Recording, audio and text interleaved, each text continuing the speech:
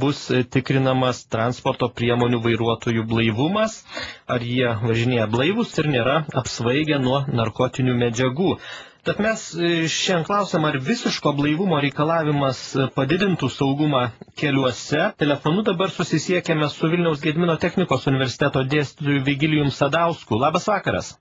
Labas vakaras. Pone Sadauskai, tai kaipgi jūs žiūrėtumėte į tą problemą, promilių problemą?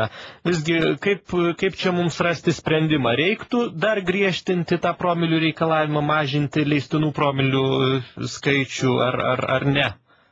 Na, iš tiesų, jeigu pasižiūrėjus, sakykime, bendrą šalių lygį, tai yra keletas normų. Tai yra 0,8, tai yra likę daugelį Europos senųjų šalių, kai kurios jos atšaukė, tačiau Anglija, Liuksemburgas ir kitos šalis, dar berods Europoje yra 5 šalis, kurios paliko 0,8 promilės.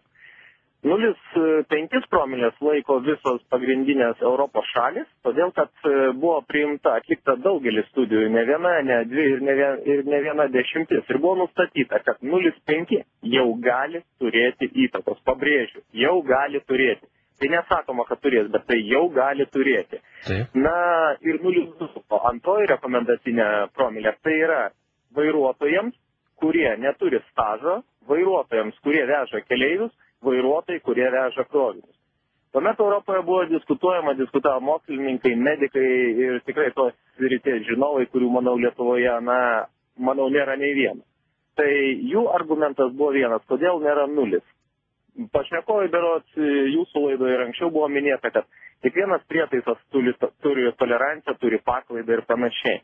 Na ir buvo iškelta tokia diskusija. Žmogaus organizme iš tikrųjų galima rasti 0,001. Galima rasti 0,00, sakykime, 3. Realiai nuo 0,2 prasideda galbūt kažkokios teorinės įtakos reakcijai, pastebėjimui laukui ir panašiai.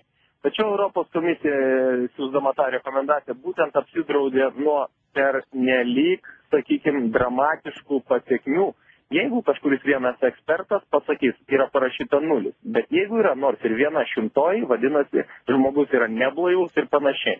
Be abejo, tai buvo viena iš teorinių galimybių, tačiau tam, kad nebūtų sudarytos sąlygos jie piknaudžiauti, manipuliuoti, todėl buvo atsisakyta. Jeigu kalbant toliau apie girtus vairuotojus, sakykime, Lietuvoje, turi pažiūrėjus analizę, kiek girti vairuotojai užmuša žmonių, tai yra mažiau negu 10 procentų, tai yra 8 procentai. Jeigu per metus 7 metais žuvo 700 žmonių dėl neblaivių vairuotojų, buvo 68. Tai yra blaivus vairuotojai užmuša ženkliai daugiau. Tai negalima sakyti, kad tie blaivus vairuotojai nėra problema. Taip yra problema, tačiau norint išsaugoti gyvybės, negalima dėti vieną akcento ir galvoti, kad dėl to mūsų situacija pagerės. Taip, bet aš noriu dar pasakyti, sakykime, tokį trumpą vieną pasakymą, kad jeigu mūsų dabar teismai, turiu akcentuoti, kad ir valdžios institucijos, kurios prižiūri teismus, dirbtų taip, kaip jie turėtų dirbti, tai tuomet net ir papuolę su 0,5, 0,4, kas yra pas mus, neturėtų atgauti teisės vairuoti. Mes galime promilės mažinti. Jeigu teismai iš 2300 buvo sumažinta, yra panaikinta teisė atimti vairuoti transporto priemonę švelnesnę, tai kažką turbūt sako, vadinasi, žmonės tikisi išgėrę vairuoti, dėl to, kad jie tikisi, kad teismai išteisins. Klausimas, kodėl teisėjai tokie dar dirba.